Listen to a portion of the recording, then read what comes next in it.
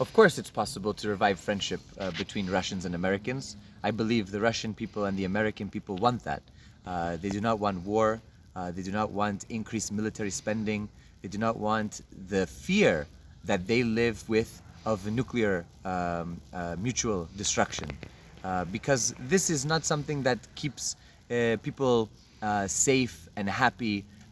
It gives a lot of anxiety. People are very scared. People are very worried about the world situation. So I believe that it is very possible. The way that we do this is by respecting each other. American people have to respect Russia. They must respect Russia's histories, Russia's traditions, Russia's culture.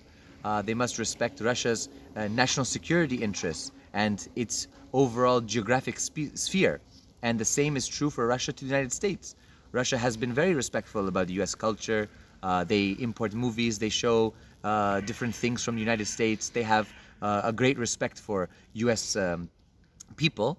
The same thing must happen for the US. The US must respect the Russian people, they must respect the Russian language, and ultimately they must respect Russia's territorial integrity, Russia's sovereignty, and Russia's security. So of course we have what's known as the gig economy, gig workers.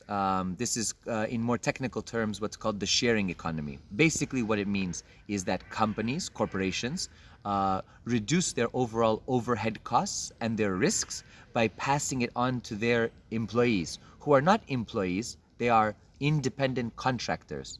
What this means is that the workers themselves have no real security from the company, except for using the name of the company and receiving some payment from the people who use the services, but they have no real benefits, and many of them have low benefits. Many of them have a very low wage. They have to work many more hours than 40 hours a week. In the United States, 40 hours is a traditional working week, but many of them work 50, 60, 70, even 90 hours just to make the payments that they need. So of course, the reason for this is because ultimately, number one, it's against the unions, because many union jobs existed for delivery, for transportation, for logistics. Even taxi drivers had to have a special medallion to have a taxi. So there was like an organization for taxis. Now with the gig economy, anybody with a smartphone can be a worker, but ultimately that drives down the wages, because ultimately it increases the profit for the corporations that don't have to invest as much in the workers. I think overall we are still moving towards that economy, but there are real contradictions appearing, and I think pretty soon with the wave of union movement in the US, the unionization efforts and the workers' struggle, I believe that they will fight this and they will unionize many of these industries. First and foremost, I deplore political violence on this level. I think that the attempted assassination of Donald Trump was a real wake-up call for many people about the threat of political violence. I think that it was something quite shocking. I think it really instilled a lot of fear in the hearts of Americans. Donald Trump is the nominee now for the Republican Party for president, and I believe that people should have their votes respected. They should go to the ballot box and they should decide whether it will be Donald Trump or now Kamala Harris. As you rightfully pointed out, Joe Biden has withdrawn from the race for the Democratic nomination and has anointed, as we say, Kamala Harris, and now she has been endorsed by many prominent Democrats as well as former presidents like Barack Obama, and has enough votes now in the Democratic committee, the National Committee for the convention, to become the nominee for the Democratic Party. Of course, we see this, and I see this personally, as an undemocratic process, because the American voters, especially those who vote Democrat, did not have a choice with Kamala Harris. Biden withdrew and unilaterally picked Kamala Harris. I think it would have been much better for the American people to decide who they wanted. Not only Kamala Harris, but there are many other Democrats, including Bernie Sanders, who caucuses with the Democrats, who's an independent from Vermont. It would be very good to provide an option and an opportunity for the Americans' voice to be heard, but this was not provided. So I think that this is a real shameful moment, and I think that ultimately this will be part of the problem for Kamala Harris's campaign moving forward. Of course, historically speaking, trade union movement in the United States has been extremely powerful, especially in the late 1800s into the early 1900s. There was a very militant union movement.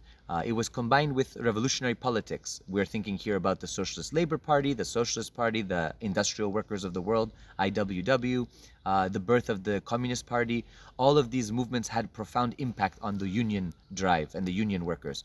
The Red Scare, the anti-communism, the McCarthyism in the United States in the 1930s and afterwards created a lot of problems because the unions then were not as militant, were not as revolutionary. They were much more reformist and supported US policy, including regime change, imperialist policy, colonial policy. So I think that there are some contradictions now in the United States. In the past decade, we have seen a tremendous resurgence of the labor movement. We've seen many militant actions. Actually, over the past 2 decades, we've really seen it. And this has been after the 2008 financial crisis. Also, since 1999, anti-globalization riots in Seattle, we've seen a very big push. Of course, unions used to be at 30-40% of the workforce in America. They've now dropped to around 10%, but they are slowly climbing. But it's a very big battle because the unionization efforts have a high threshold. You have to achieve many things to become a union, recognized by the National Labor Relations Board. And so this has created some problems for people trying to unionize.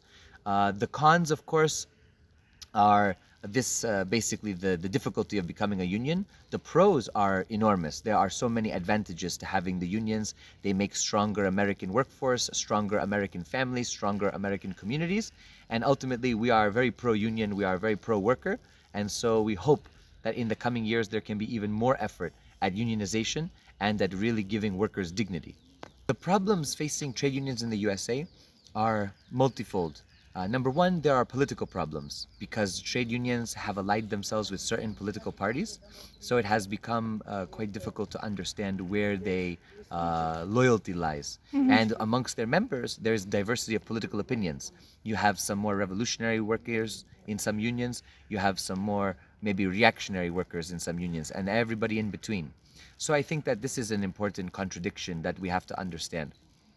Secondly, the change of political parties in power means the changing of the tide for the labor movement. If sometimes a Republican comes to power, they go against the labor unions and they try to pass laws against the working class and against the labor movement. This can create some problems. But when Democrats come, historically, they have been, at least in showing, more pro-union, more pro-labor. However, there are also contradictions with this because many of the prominent Democrats are with big business and they are supported by monopolies and they are financed by them for their campaigns. So these are the contradictions at the political level.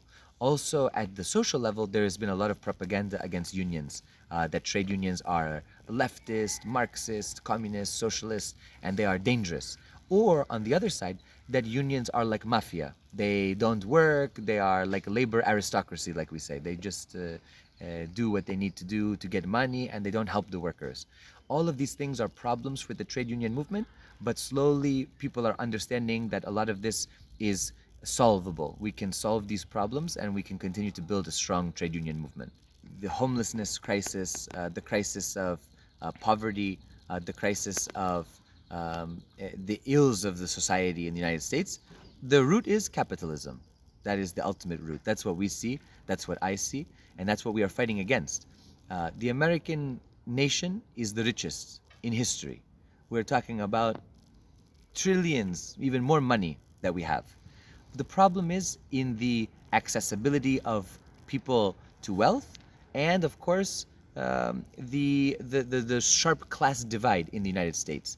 We have 1% that control the vast majority of the wealth, and the vast majority of the population control a minority of the wealth.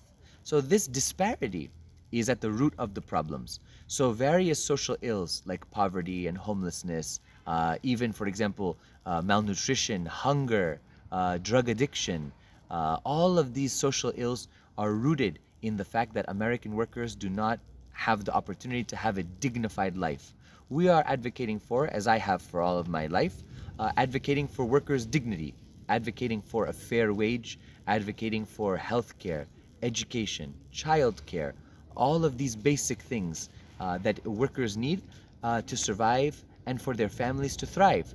So if we are really about working class values, family values, these are ultimately rooted in a strong labor force that has the money and the potential to advance.